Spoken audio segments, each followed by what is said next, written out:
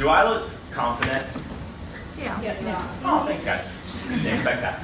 My resting heart rate is about 55 beats per minute, which is pretty slow to quote a Medical News Today article.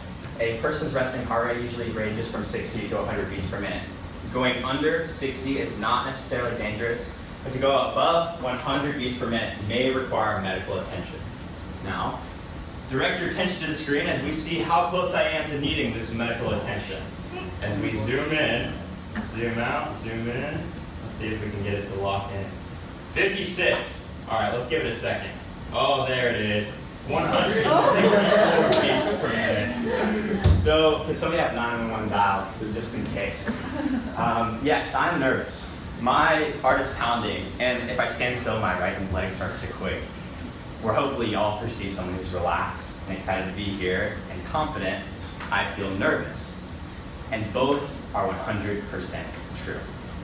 We use nervousness as the antonym to confidence. Hey, don't be nervous, be confident. How many of us have heard something like that in our lives? Right. The problem is we have legitimate fears.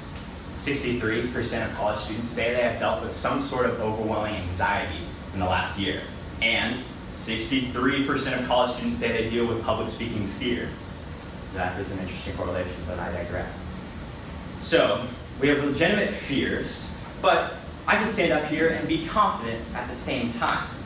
Now, my difficulty today is not to prove that nervousness and confidence can go together. You guys already believe that. Look at any superstar athlete or pop star, and they are nervous, sure, but they perform with consistent confidence. My difficulty today is not to define heroics on a battlefield, but to actually equip you to be heroic when the bullets are live. So first, we must define the antonym to confidence. William Bratt, a therapist and counselor of many years of experience, defines doubt as the antonym to confidence. Because where anxiety, fear, and nervousness are all feelings, doubt is an action. Feelings play into our actions, of course, but ultimately, you and I get the final say. So how do we deal with doubt to perform confidently? Well, we can deal with the doubt of the audience. At the beginning of the speech, an audience's attention is at its highest, and they're asking, is this guy going to do well? Is he confident? Let's perform an experiment. They say that open-handed, broad gestures are seen as most confident. But let's say I just did. I swiped up my nose. Y'all noticed it, I'm sure, but I'm guessing you didn't see it as nervousness. That's because I dealt with your doubt all the way back when I was bold enough to ask, do I look confident? And when I showed up wearing this today. Vanessa Van Edwards, a researcher, speaker, and best-selling author, says that a speaker's success is determined within the first 7 seconds.